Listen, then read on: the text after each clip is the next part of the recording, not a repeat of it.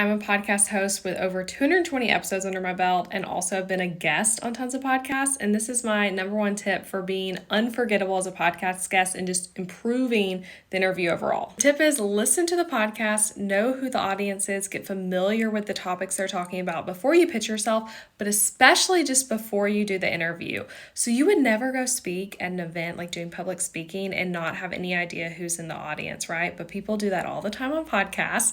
And you can tell from like miles away when you're listening to an interview, and it's really clear that the person being interviewed has never listened to the show before and they don't connect with you as well as a listener of the podcast when you're like, you don't even get me, you've never listened to this podcast before. So do your research, get to know not only who the host is, but also like who that audience is and what they're typically talking about.